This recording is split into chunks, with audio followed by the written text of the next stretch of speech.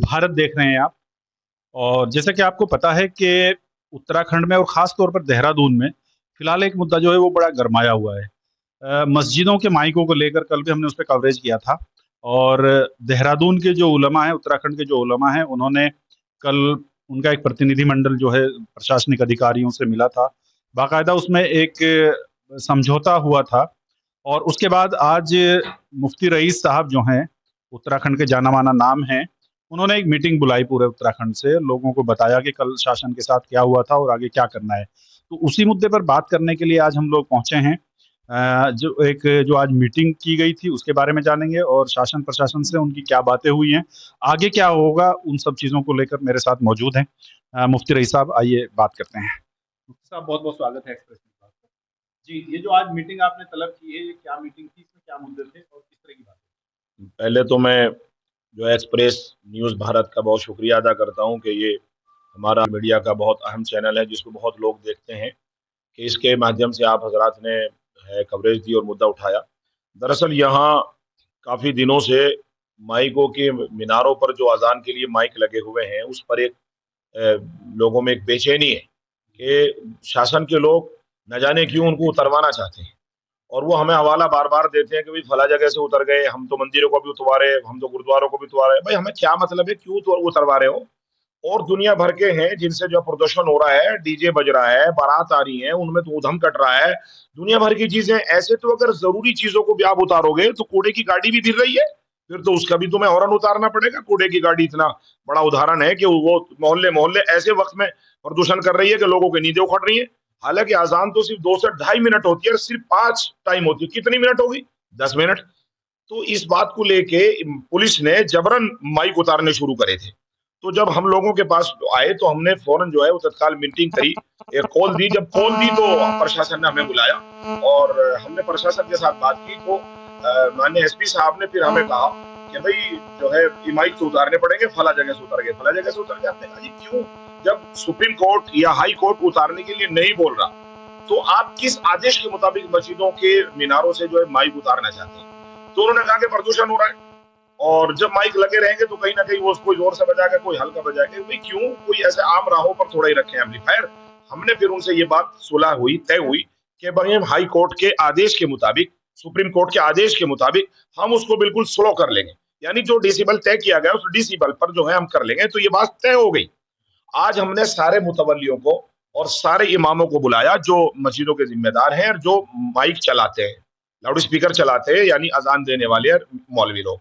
हमने उनको सबको कहा कि देखिए हम लोग, हमारा एक सुलह हुई है, समझौता हुआ है, तो इसमें कोई भी पूरे शहर से किसी की कोई शिकायत न जाए और सब लोग नियंत्रण में रखें, मोतदिल तरीके से जो है अपनी आवाजों को करके। एक तो मुद्दा ये रहा जेर बहस कि इसको आवाज को कंट्रोल में रखना है और सबने इस बात को मान लिया।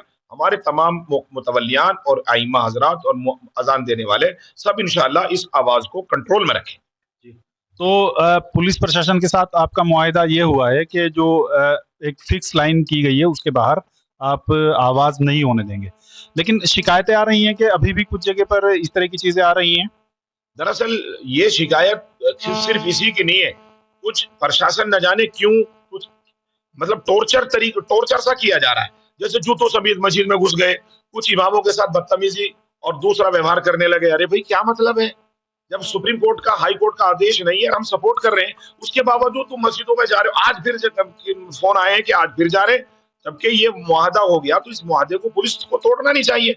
जब हम कंट्रोल कर रहे हैं, अपने लोगों को हमवार कर रहे हैं, लोगों को इस बात के लिए यकीनी बनाया जा रहा है कि भाई हम लोग कानून के मुताबिक चलेंगे, सुप्रीम कोर्ट और हाई कोर्ट के आदेश के मुताबिक चलेंगे, तो फिर क्यों अननेसेसरी हमें जो है टॉर्चर किया जा रहा है, क्यों हमें इस तरह से दबाया जा रहा है? ये बहुत जो है अफसोसनाक बात है। तो अब आपकी प्रशासन से क्या मांगे? आप क्या चाहते हैं पुलिस प्रशासन? मैं प्रशासन से ये चाहता हूं कि जिस तरीके से कूड़े की गाड़ी के लिए लाउड स्पीकर एक बहुत जरूरी समझा जा रहा है नगर निगम की तरफ से, उससे 100 गुना ज्यादा मीनारों से अजान जरूरी है हम लोगों के लिए। अगर आजान ही नहीं होंगी तो हमारी तो बहुत सारी औरतें बेचारी अनपढ़ हैं। सारी औरतें आज की जो पुरानी औरतें वो नमाजों से रह जाएंगी, रोजों से रह जाएंगी। अगर आप इसको जो है ध्वनि प्रदूषण का दुहाई देके हमारी मस्जिदों से जो है अजानें बंद करवाओगे, तो मैं समझता हूं कि हमारे लिए खतरे की घंटी और हमारे तहजीब तशख्खुस और हमारे शियार पर एक तरह से हमला है। मुझे लगता है कि मुस्लिम समाज इसको कम से कम बर्दाश्त नहीं करेगा। बिल्कुल। लेकिन मुफ्ती साहब, आपके बराबर में उत्तर प्रदेश है, दिल्ली है, राजस्थान है, हरियाणा है, वहाँ पर सब जगह माइक के ऊपर अज़ान हो रही है। तो उत्तराखंड में ये क्या, इसकी क्या ये कोई मुहिम है या कोई स्पेशल कोई आदेश है? देखिए, यहाँ से ज्यादा सख्त जो है सीएम जो है योगी आदित्यनाथ है। वहां एक बात सिलसिला शुरू हुआ और वहां के तमाम पुलिस वालों ने मोहब्बतों से आ करके लोगों को बता दिया और माइक नियंत्रण में कर लिए। सारे उत्तर प्रदेश में जो है माइक चल रहे हैं। यहाँ मुझे ऐसा लगता है कि धामी धामी सरकार जो है वो मुसलमानों से एक तरह से बुग़्ज़ रखती है। ऐसा मालूम होता है कि जबकि वो तो हमारे भी मुख्यमंत्री हैं और कहीं ना कहीं थोड़ों ने ज्यादा ना मुसलमानों ने भी उनको वोट दिया है। और जब एक नारा देती है भारतीय जनता पार्टी और धामी सरकार कि भाई सबका साथ, सबका विकास, सबका विश्वास, तो हमारा विश्वास को घात किया जा रहा है। हमें क्यों जो है टॉर्चर करके जो है इसका निशाना बनाया जा रहा। मैं समझता हूँ सरकार हमारी भी है, तो हमारे हितोकार, हमारे जो है एक तरह से जज्बातकार, हमारे तहजीब तशखुस का भी उनको ध्यान रखना चाहिए। ऐसा कोई काम न करें जिससे प्रदेश में बेचैनी का माहौल पैदा हो। आपका क्या नाम है और आप क्या कहते हैं? मेरा नाम खुर्शीद अहमद है और मैं समाज के मुद्दों के ऊपर काम करता हूँ। ये जो एक मुहिम चलाई जा रही है सही मायनों में, इसका मिस इंटरप्रिटेशन किया जा रहा है। हाई कोर्ट के ऑर्डर्स हों या सुप्रीम कोर्ट के ऑर्डर्स हों, उनमें किसी जगह ये नहीं कहा गया है कि ये ध्वनि प्रदूषण किस जगह के ऊपर मेजर किया जाए। ये उस सोर्स के ऊपर किया जाएगा जहाँ से ये आवाज़ आ रही है, या उससे 100 मीटर दूर के ऊपर किया जाएगा, या 50 मीटर दूर पे किया जाएगा, या 1 किलोमीटर दूर के ऊपर मेजर किया जाएगा। और 55 डेसिबल जो उन्होंने रेजिडेंशियल एरियाज के अंदर फिक्स किया है, दिन के अंदर और रात के अंदर 45 किया है, वो तो एयर एम्बिएंट क्वालिटी जो है उसको मेजर करने की बात है। अब ये लोग किस तरह से उसको एक तरह से मिस इंटरप्रेट कर रहे हैं इसको, ऑर्डर को। दूसरी चीज़ ये कर रहे हैं कि इनके पास में, जैसे कल मैं सुन रहा था, कल मुझे बताया वहाँ पर हल्द्वानी के अंदर, वहाँ पे एक्सप्रेस ऑर्डर है कि आपको माइक ये जो है एम्पलीफायर उतारने हैं। कोई प्रेस कॉन्फ्रेंस हो रही थी, उसमें उन्होंने कहा कि भाई ये तो आपको उतारने हैं वहाँ से जो भी कुछ है। तो अगर यही आपका वो है, तो इस तरह के ऑर्डर्स तो हाई कोर्ट के और सुप्रीम कोर्ट के नहीं है, तो आप अपनी तरफ से कैसे ऑर्डर्स दे रहे हैं उसको? जब लोग खुद से नियंत्रण करने के लिए तैयार हैं, उसको कंट्रोल कर रहे हैं, उसकी वॉइस को, नॉइस पोल्यूशन को कंट्रोल कर रहे हैं, तो आपको ज़रूरत क्या है इस बात की कि जो है आप ज़बरदस्ती जाकर के उनके एम्पलीफायर उतारें? तो अगर इस तरह की चीज़ें हो रही हैं, तो क्या इसके खिलाफ आप कोर्ट वगैरह की शरण लेंगे? बिल्कुल जाएँगे हम कोर्ट के अंदर, हमें थोड़ा-सा वक़्त चाहिए और उसके लिए हमने इनसे जो बात की थी, 15 दिन का टाइम माँगा था हमने एसएसपी साहब से। उन्होंने कहा मैं 3 दिन का टाइम दे सकता हूँ आपको, 3 दिन में आप कंट्रोल कर लीजिए, तो हमने 3 दिन में कंट्रोल कर रहे हैं उसको। अब कंट्रोल करने के बाद जो उसके अंदर कॉन्ट्रडिक्शंस हैं ऑर्डर्स के अंदर, या जो रिट पिटीशन उन्होंने फाइल की थी उसके अंदर कॉन्ट्रडिक्शंस हैं, उसकी अगर ज़रूरत पड़ेगी हम रिव्यू पिटीशंस में जाएँगे वहाँ पर हाई कोर्ट के अंदर, और ज़रूरत होगी तो जो हाई कोर्ट का ऑर्डर है उसको सुप्रीम कोर्ट में चैलेंज करेंगे। मैं मौलाना अब्दुल मन्नान कासमी, जमीयत उलमा हिंद जो तंजीम है उसका जनरल सेक्रेटरी हूँ। मेरा कहना यही है कि जब मुसलमानों के धर्म गुरुओं ने, हमारे मुक़्तदाओं ने, रहबरों ने प्रशासन से कोई मुआहदा कर लिया है, कोई बात तय हो चुकी है कि भई आपको इस बात से शिकायत है कि हमारे यहाँ ज़्यादा आवाज़ में लाउड स्पीकर बजाए जा रहे हैं, हम उनको कम करेंगे। और उसके लिए हमने 3 दिन का समय माँगा है कि 3 दिन में हम अपने अइम्मा को बुला कर के, उलमा को बुलाकर, मुतवल्लियों को बुलाकर ये अपील करेंगे कि भाई वो अपने लाउड स्पीकर की आवाज़ कम कर लें, जो हाई कोर्ट का ऑर्डर है। जब ये मुआहदा तय हो चुका है तो इसके बीच किसी तरह का डिस्टर्ब नहीं करना चाहिए और प्रशासन को चाहिए कि वो लाउड स्पीकर ना उतरवाएँ और इस तरह कोई एक्शन ना लें।